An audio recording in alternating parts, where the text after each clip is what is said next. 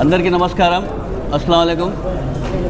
ముందుగా ఈ press మీట్కి హాజరైనటువంటి minority నాయకులకు అందరికీ పేరు పేరున హృదయపూర్వక నమస్కారాలు తెలియజేస్తున్నాను. ముఖ్య ఉద్దేశం ఏమంటే ఈరోజు ప్రెస్ మీట్ పెట్టడానికి దేశంలో ఏ విధంగా వక్ఫ్ బోర్డ్కి సంబంధించిన ఇష్యూస్ జరుగుతున్నాయో దానిపైన ముఖ్యంగా ఈ ప్రెస్ మీట్ పెట్టడం జరిగింది. మన భారతదేశం ఏ విధంగా ముస్లిం మైనార్టీలు అందరూ కూడా అభద్రతా భావంతో ఉన్నారు కూడా మనం అందరూ కూడా ఒకసారి గమనించాలి. దాదాపుగా 1.5 years నుంచి కూడా వక్ఫ్ బోర్డ్ సంబంధించి అనేక ఇష్యూస్ జరుగుతున్నాయి. అమెండ్మెంట్ బిల్ తీసుకొస్తారని చెప్పి బీజేపీ కూటమి ప్రభుత్వం అనేక ఇష్యూస్ కూడా మనం మత పెద్దలు కానివ్వండి అనేక మంది ఇష్యూస్ చేయడం జరుగుతుంది. ఈరోజు చూసుకుంటే కదా మనం ఆల్ ఇండియా ముస్లిం పర్సనల్ లా బోర్డ్ కానివ్వండి, జమాతే ఇస్లామీ హింద్ కానివ్వండి, జమాతే ఉలమా హింద్ కానివ్వండి, పొలిటికల్ పార్టీస్ కానివ్వండి, ప్రజా సంఘాలు కానివ్వండి, అనేక మంది దీనిపైన అపోజ్ చేస్తున్న విషయం కూడా మనం అందరూ ఒకసారి గమనించాలా.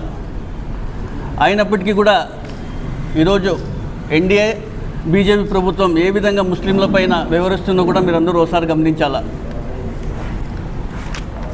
ఈరోజు మన రాష్ట్రం నుంచి 4.0 అనే 4వ ముఖ్యమంత్రి అయినటువంటి చంద్రబాబు నాయుడు గారు కానివచ్చు, నితీష్ కుమార్ కానివచ్చు, చిరాగ్ పాస్వాన్ కానివచ్చు, అదేవిధంగా జయంత్ చౌదరి గారు, వీళ్ళందరూ కూడా ఏ విధంగా మద్దతు ఇచ్చి ముస్లిం మైనార్టీల దేశవ్యాప్తంగా మనోభావాలను దెబ్బతీస్తున్న విషయం కూడా మీరు అందరూ ఒకసారి గమనించాలా. ఎన్ని పోరాటాలు చేసినా, ఎన్ని కార్యక్రమాలు చేసినా కూడా మొన్నటి రోజున లోక్సభలో బిల్ పాస్ కావడం జరిగింది, నిన్నటి రోజున రాజ్యసభలో బిల్ పాస్ కావడం జరిగింది. అయినప్పటికీ కూడా దేశవ్యాప్తంగా అనేక నిరసన కార్యక్రమాలు చేయడం కోసం ప్రతి ఒక్కరు కూడా ముందుగా ఉన్నారు. పూర్తిగా రాజ్యాంగ విరుద్ధంగా ఈరోజు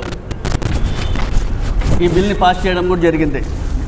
మన భారతదేశంలో డాక్టర్ బిఆర్ అంబేద్కర్ గారు రచించిన కాన్స్టిట్యూషన్ మీద మన భారతదేశం నడుస్తుంది.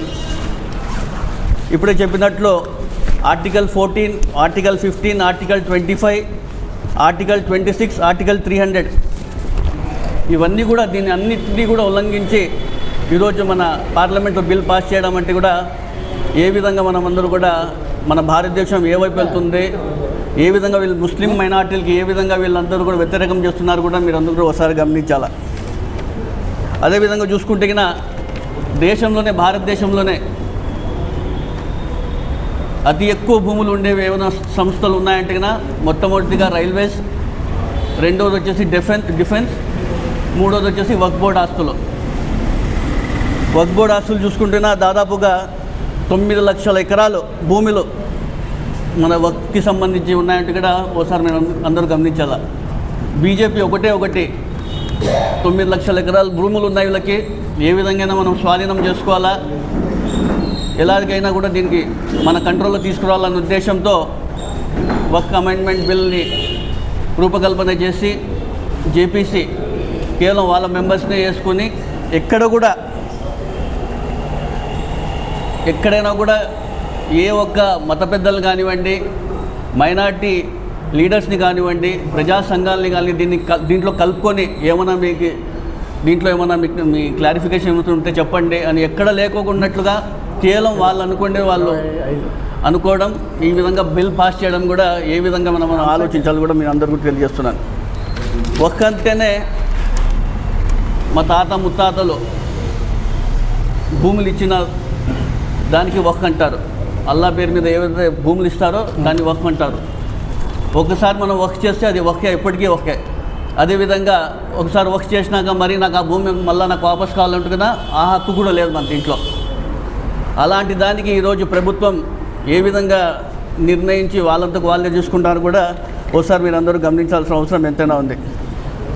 అదేవిధంగా దేశం అంతటా 8.75 lakh కోట్ల ఆస్తులు వక్ఫ్ ఉన్న విషయం కూడా మీ అందరూ తెలియజేస్తున్నాను. వక్ఫ్ బై యూజర్ అని చెప్పేసి 500-600 సంవత్సరాల కింద ఉన్న భూములు, మసీదులు కానివ్వండి, దర్గాలు కానివ్వండి, మద్రసాలు కానివ్వండి, అవన్నిటిపైన కూడా అవన్నీ కూడా డాక్యుమెంట్స్ చూపించాలంటున్నారు. ఇప్పుడు ఆ డాక్యుమెంట్స్ లేని పక్షంలో మేము తీసేసుకుంటామని కూడా చెప్పడం జరుగుతుంది. ఇది ఎంతవరకు న్యాయం కూడా మీ అందరూ ఒకసారి గమనించాలా.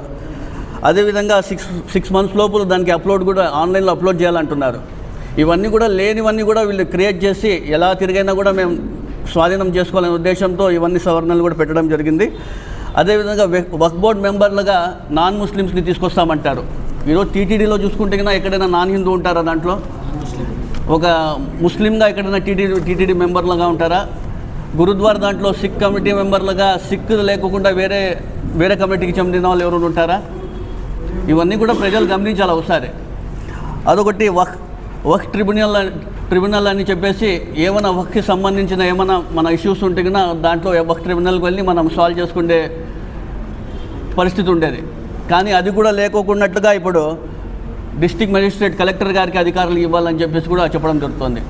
ఆ వక్ఫ్ ట్రిబ్యునల్లో కాకపోతే హైకోర్టుకు వెళ్ళే వాళ్ళం, హైకోర్టులో కాకపోతే సుప్రీంకోర్టుకు వెళ్ళి కూడా మేము అక్కడ సాల్వ్ చేసుకునే వాళ్ళం. కానీ కూడా డైరెక్ట్గా డిస్ట్రిక్ట్ మెజిస్ట్రేట్కే డైరెక్ట్ పవర్స్ ఇచ్చి వీళ్ళు ఏ విధంగా చేయాలనుకుంటారో ఒకసారి గమనించాలి. చంద్రబాబు నాయుడు గారు కూడా అక్కడ కూడా ఒక సవరణ పెట్టడం జరిగింది. డిస్ట్రిక్ట్ కలెక్టర్ కాకుండా ఇంకా ఆ పై అధికారికైనా మీరు అధికారం ఇస్తే బాగుంటుందంటారు. ప్రభుత్వం ఏదుందో కలెక్టర్ అయినా కానివ్వండి, ఆ పై అధికారి ఆ ప్రభుత్వం మాటే వింటారు. ఆ ముఖ్యమంత్రి ఎవరున్నారో, ప్రధానమంత్రి ఎవరున్నారో వాళ్ళ మాట విని ముందుకు వెళ్తున్న విషయం కూడా మీరందరూ ఒకసారి గమనించాలా. ఇవన్నీ కూడా చూస్తుంటే ఏ విధంగా వీళ్ళందరూ చూస్తున్నారో ఒకసారి గమనించాలా. అదేవిధంగా గతంలో కూడా వక్ఫ్ సంబంధించి అనేక సవరణలు కూడా చేయడం జరుగుతుంది. మన భారతదేశానికి స్వాతంత్రం వచ్చిన 1947 తర్వాత మొట్టమొదటిసారిగా 1954లో వక్ఫ్ ఏ విధంగా ఉండాలా అని చెప్పి రూపకల్పన చేయడం జరిగింది.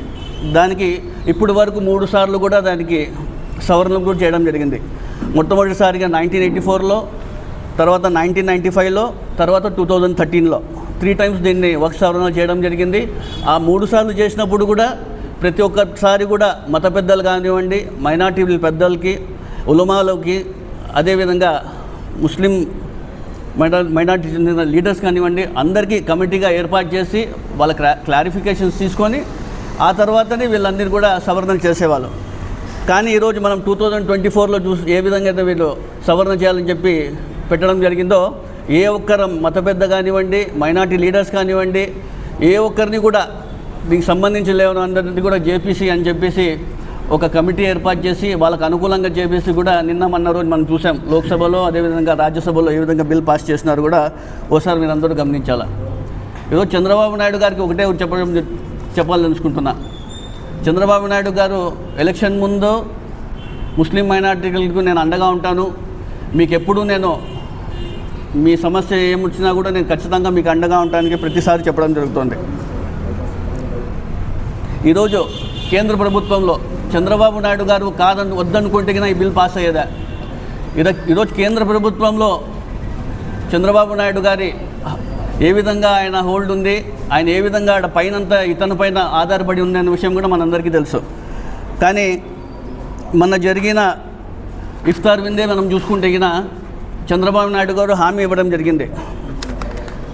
నేను చెప్పేది కాదు, ఇది నేషనల్ మీడియాస్లో కానీ ఎక్కడైనా కూడా ఇది చూడండి, టైమ్స్ ఆఫ్ ఇండియా కానీ ఒకటి షాయా, ఇది వచ్చేసి మోస్ట్ ప్రివిలేజ్గా ఇస్తారు. ఈ కోట్ వేసుకున్నారే ముస్లింలో ఒక ప్రివిలేజ్గా ఒక పెద్ద తరానికి వేసుకునేటప్పుడు ఇది వేసుకుంటారు. ఇది షాయా అంటారు దీన్ని. ఇది వేసుకొని ఆ రోజు ఇఫ్తార్ విందు చేసి నమాజ్ చదివి ఆయన హామీ ఇవ్వడం జరిగింది చంద్రబాబు నాయుడు గారు.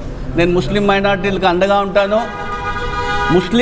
దీంట్లో చెప్పడం జరిగింది, ముస్లిం వక్ఫ్ బోర్డ్ ప్రాపర్టీస్ని నేను ఎట్టి పరిస్థితుల్లో ప్రొటెక్ట్ చేస్తా అని చెప్పడం జరిగింది. ఇది నేను చెప్పడం కాదు, ప్రతి ఒక్క నేషనల్ మీడియాలోనే రావడం జరిగింది. టైమ్స్ ఆఫ్ ఇండియా కానివ్వండి, హిందూ కానివ్వండి, డెక్కన్ హెరాల్డ్ కానివ్వండి, ప్రతి ఒక్కటిలో రావడం జరిగింది. మీరు చెప్పిన 1 week తర్వాతే ఒక 4-5 daysకే మీరు మాట మార్చి మరి మనం మోసం చేస్తున్నారు. ఏ విధంగా మైనార్టీలు కూడా మీరు ప్రజలందరూ కూడా ఒకసారి గమనించాలా. అదేవిధంగా చూసుకుంటే ముస్లిం మైనార్టీ దేశ చరిత్రలోనే ముస్లిం మైనార్టీలకు అండగా నిలిచిన ఏకైక నాయకుడు ఎవరైనా ఉన్నారంటే కూడా దివంగత నేత డాక్టర్ వైఎస్ రాజశేఖర రెడ్డి గారు. ఆయన 4% రిజర్వేషన్ తీసుకొచ్చి ఈరోజు ముస్లిం మైనార్టీ పిల్లలు ఏ విధంగా మంచి స్థానాల్లో ఉన్నారు కూడా మీరు ఒకసారి గమనించాలా. డాక్టర్స్ కానివ్వండి, ఇంజనీర్స్ కానివ్వండి, ఉన్నత స్థానాల్లో ఉన్నారంటే కూడా అది కేవలం డాక్టర్ వైఎస్ రాజశేఖర రెడ్డి గారితో సాధ్యమని మీ అందరికీ తెలియజేస్తున్నాను. అదేవిధంగా ఆయన అడుగుడు జాడలో వైఎస్ జగన్మోహన్ రెడ్డి గారు కూడా 2 అడుగులు ముందుకేసి ఈరోజు ముస్లిం మైనార్టీలుగా ఏ విధంగా అండగా ఉన్నారు మీరు అందరూ కూడా ఒకసారి గమనించాలి. వక్ఫ్ బోర్డు సంబంధించి జగన్మోహన్ రెడ్డి గారు ముందు నుంచి వ్యతిరేకిస్తున్నారు. జగన్మోహన్ రెడ్డి గారు ఎప్పుడు ముస్లింలకు అండగా ఉన్నారు, ఏ విధంగా పొలిటికల్ లిఫ్ట్ ఇచ్చిన విషయం కూడా మీరు ఒకసారి గమనించాలి. రాష్ట్రంలో ఎప్పుడూ చూసి ఉండరు. ఈరోజు మన పోయినసారి 2019 to 24 చూసుకుంటే ముస్లిం మైనార్టీలకు ఏ విధంగా ప్రాధాన్యత ఇచ్చినారు కూడా మీరు ఒకసారి గమనించాలి. 4 మంది ఎమ్మెల్యేలు చేశారు, 4 ఎమ్మెల్సీలు చేశారు, ఒక డిప్యూటీ వైస్ చైర్మన్ శాసనమండలి చైర్మన్గా చేశారు, మేయర్లు చేశారు, మున్సిపల్ చైర్మన్లు చేశారు, అనేక వైస్ చైర్మన్లు కానీ స్టేట్ చైర్మన్లు కానీ అనేక పదవులు ఇచ్చిన ఘనత ఎవరు ఉన్నట్టు కూడా వైఎస్ జగన్మోహన్ రెడ్డి గారు అని మీ అందరూ తెలియజేస్తున్నాను. చంద్రబాబు నాయుడు గారు ఇప్పటికైనా అర్థం చేసుకోవాలా.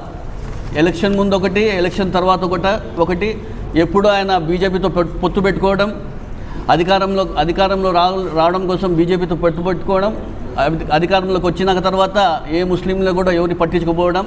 ఈరోజు మనమే గతంలో చూసుకుంటే కినా ముస్లిం మైనార్టీలకు కూడా మినిస్టర్ ఇవ్వకపోవడం కూడా మనం సార్ గమనించాలా. కేవలం ఒక 6 నెలలు ఉందని చెప్పేసి అప్పట్లో ఫారూక్ గారికి ముస్లిం మైనార్టీగా తీసుకురావడం కూడా ఒకసారి మీరందరూ కూడా ఒకసారి గమనించాలా. ఆయన ఏమైనప్పటికీ కూడా ఈరోజు చంద్రబాబు నాయుడు చేస్తున్నటువంటి పరిస్థితి చూస్తే ఆయనకేమి ఇప్పుడు ఆయన వయసు అయిపోయింది, నెక్స్ట్ ఆయన నిలబడతారో లేదో మాకైతే తెలియదు. ఆయన రాబోయే రోజుల్లో లోకేష్ గారికి తీవ్ర ఇబ్బంది పడతారు. రాబోయే రోజుల్లో ఖచ్చితంగా లోకేష్ గారికి ముస్లిం మైనార్టీలు అందరూ కూడా ఏ విధంగా వ్యతిరేకంగా ఉంటారు కూడా ఒకసారి గమనించాలా. ప్రతి ఒక్కరు కూడా ముస్లిం మైనార్టీలు అందరూ కూడా ఇప్పుడు టీడీపీలో ఎవరైతే ఉన్నారో టీడీపీలో మైనార్టీ నాయకులకు అందరూ ఒకటే చెప్తున్నాను, మీరందరూ కూడా నోరు విప్పి మాట్లాడక ఇవన్నీ కూడా మనకన్నీ వక్ఫ్ బోర్డుకి ఆయన సపోర్ట్ చేయడం జరిగింది మన సెంట్రల్లో. మీరందరూ కూడా ఖచ్చితంగా రాజీనామా చేసి వస్తారో ఏం చేస్తారో చూడండి. మీరు కింద రోడ్లలో వస్తే ప్రజలందరూ మీరు నిలదీస్తారు. ఇప్పుడు టీడీపీ నాయకులకు అందరూ కూడా ఎమ్మెల్యేలు కానివ్వండి, ఎంపీలు కానివ్వండి, ప్రతి ఒక్కరికి కూడా ముట్టడి చేసే కార్యక్రమంతో పాటు గల్లీ నుంచి ఢిల్లీ వరకు ఉలమాలు కానివ్వండి, మత పెద్దలుగా అందరూ కూడా ప్రతి ఒక్కరు నిరసన కార్యక్రమాలు చేస్తాం, దీనికి పోరాటం చేస్తామని తెలియజేసుకుంటూ మరోసారి వైఎస్ జగన్మోహన్ రెడ్డి గారికి అండగా ఉండేందుకు మేము ధన్యవాదాలు సెలవుకుంటున్నాం.